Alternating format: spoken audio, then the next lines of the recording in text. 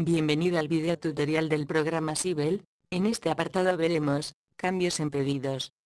Los pedidos también han sufrido importantes modificaciones con la implantación de la fase 2 del proyecto. Nos posicionamos en la pestaña de pedidos para ver los cambios.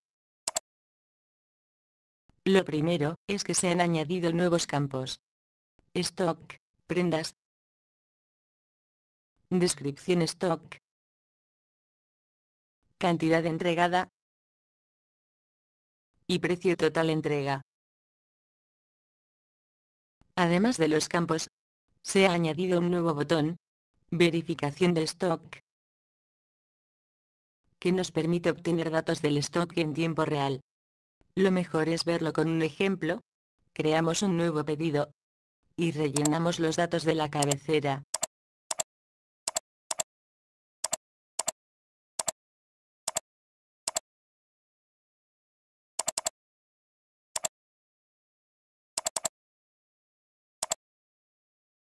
Debemos saber que tan solo podremos verificar el stock a tiempo real en los siguientes casos: cuando el tipo pedido no sea inicial, cuando el estado sea pendiente.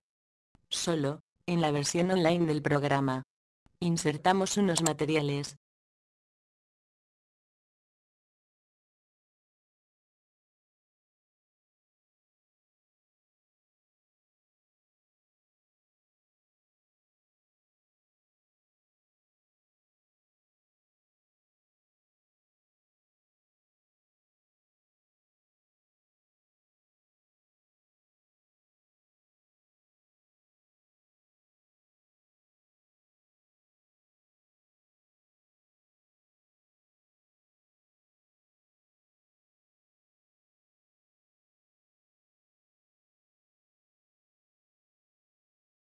Vemos que nos ha rellenado los campos stock, prendas y descripción stock.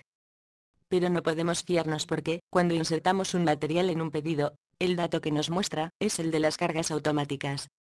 Para saber el stock a tiempo real, pulsaríamos el botón verificación de stock, pero antes, vamos a guardar las cantidades del stock para ver si hay algún cambio. Pulsamos el botón verificación de stock y vemos que nos actualiza, o no, los campos. En algunos casos vemos que no nos actualiza el dato. No es un fallo, significa que el dato a tiempo real es el mismo que el de las cargas automáticas. Ahora podemos saber, antes de terminar el pedido, si tenemos unidades en stock de todos los productos del pedido. Los otros nuevos campos: cantidad entregada y precio total entrega, no se actualizan a tiempo real y se obtienen por cargas automáticas. Nos serán útiles para realizar un seguimiento del pedido. A nivel de cabecera, también se han añadido dos campos totalizados. Quizás debamos mostrar más datos de la cabecera para poder verlos. Los campos son total prendas entregadas y total valor entregado. Estos campos nos muestran la información totalizada del número de prendas entregadas y del total del valor económico entregado del pedido. No son más que la suma de los campos que anteriormente hemos visto en las líneas.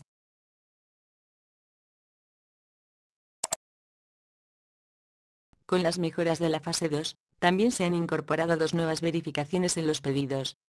La primera tiene que ver con el envío de pedidos. Ya no se podrá enviar un pedido a SAP cuando tengamos marcado el campo eliminar pedido. En caso de intentarlo, el programa nos mostrará un error, y deberemos desmarcar el campo para poder enviarlo. La segunda verificación se aplica en los SKUs, ahora además de los anteriores requisitos. Todos los productos de la caja deben ser del mismo color, y el número de productos elegidos debe ser múltiplo del permitido por la caja. Se les añade un requisito más. Todas las cantidades solicitadas por talla deben ser divisibles por el número de cajas. Vamos a probarlo con un ejemplo, sabiendo que el genérico que vamos a utilizar se vende en cajas de 12 unidades.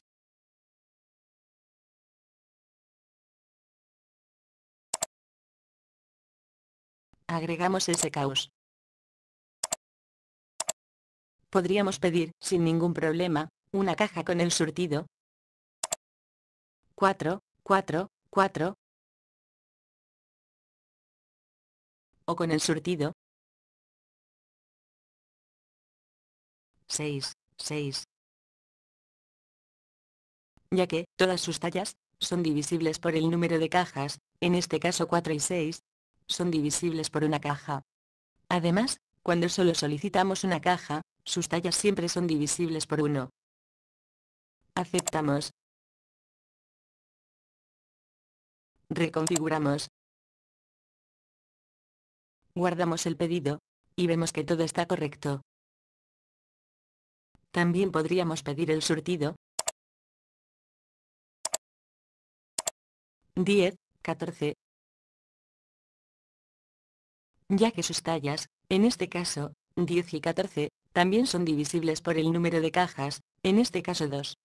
Al igual que antes, aceptamos. Reconfiguramos.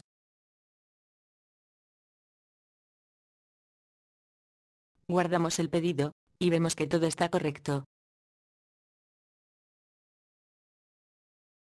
Sin embargo, no podríamos pedir el surtido 9, 15, ya que ni 9 es divisible por el número de cajas, en este caso 2. Ni 15 es divisible por el número de cajas. Aceptamos. Reconfiguramos. Guardamos el pedido, y vemos que nos muestra un error.